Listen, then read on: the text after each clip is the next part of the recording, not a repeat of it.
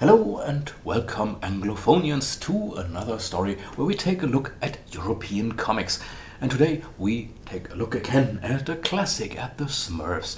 And this is a turning point in the story of the Smurfs, because chronologically this is the story where their big adversary has his first appearance, and it's of course Gargamel the Wizard.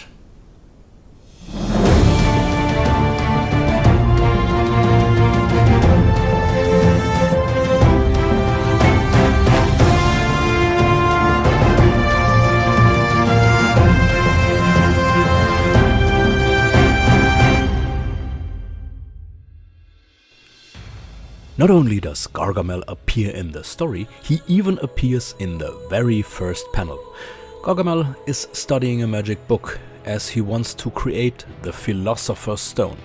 The stone is capable of turning any metal into gold. However, according to the book, making the stone requires a Smurf. And now you realize that this is really Gargamel's first appearance, because he doesn't even know what a Smurf is. But he has another magic book for that. The book also reveals to him that the Smurfs are crazy about a plant called sarsaparilla. The next day, two Smurfs roam the forest. One of them is Brainy, but the buddy he has with him is easily influenced. When the two spot a sign that supposedly leads to a sarsaparilla field, he just follows it, falling into Gargamel's trap. Brainy follows Gargamel, who takes the prisoner to his hut. There he hears why the other Smurf was captured, and also that there is only time until the next morning for a rescue operation. Because then Gargamel's magic potion is so far that he has to dissolve the Smurf in a brew of snake poison in order to create the Philosopher's Stone. There's also Gargamel's cat Azrael, who would love to eat the Smurf. After Brainy tells Papa Smurf what happened, all the Smurfs gather and head to Gargamel's hut to free the trapped Smurf.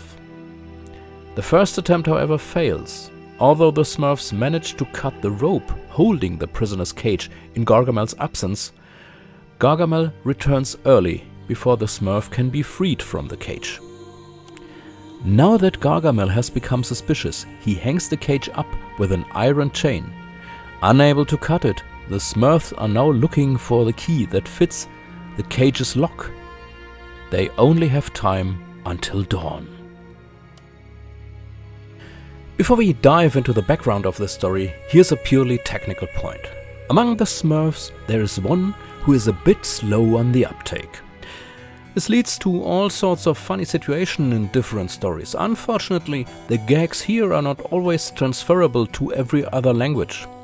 In this story, the Smurfs are looking for a key. The cerebrally slow Smurf brings Papa Smurf a nail. This is a play on words in the French language. Key means clé when translated. Nail means clou. This pun doesn't work that way in every language, which is a bit of a shame. The Smurfnapper, originally French Le Voleur du Schtroumpfs, was first published at Christmas 1959 in the series of do-it-yourself mini-books we've already spoken of. 4 years later, in 1963, the revised version for the big comic book was published. Peyo, the inventor of the Smurfs, saw that his creation had become a success. By having the mini-books turned into large books, he bought himself time. But for the revision he needed an assistant. He got this assistant in the form of the young draftsman François Valtteri, who became known by his last name. Valtteri had actually applied directly as a draftsman for the magazine Spirou, but was rejected. At the end of the 1950s, Peyo already had his own studio, since he could not do the work on the 3 series for which he was responsible at that time. He hired Valtteri and had him work on the Smurfs and Johan and Peewit. Here, Valtteri internalized the Franco-Belgian École Marcinelle down to the last detail, so that in 1963 he became Will's successor in the series Jackie et Célestin, Will, that is Willy Maltet, we spoke of him in the last Lucky Luke episode. But what is the École Marcinelle? This is a style of European, more precisely Franco-Belgian comics. The term goes back to a group of comic artists who worked in the post-World War II period for the Belgian comics magazine Spirou, whose editorial offices have been in Marcinelle since its inception in 1938. Marcinelle was a then independent municipality that is now a borough that belongs to Charleroi. A formal distinguishing feature is the assignment to the comic publishers Dupuis, which stands for the École Marcinelle, and Le Lombard, the publisher of the Tintin magazine, as whose house style was the ligne claire. This distinction may have been justified in the early 1940s and early 1950s, but over the course of the following decades, the assignment of publishers became increasingly unsuitable as a criterion for differentiation, since leading representatives of the École Marcinelle, André Franquin or Willy Maltet, later also worked for Tintin. A clear stylistic delimitation of the styles or schools hardly seems possible, while the ligne claire is defined by clear stylistic features. The appearance of the École Marcinelle is significantly more inconsistent. At best, the statement that representatives of the École Marcinelle often stand for a dynamic drawing style in which the visualization of movement is of great importance has a certain general validity, while on the other hand, the ligne claire often appears somewhat static.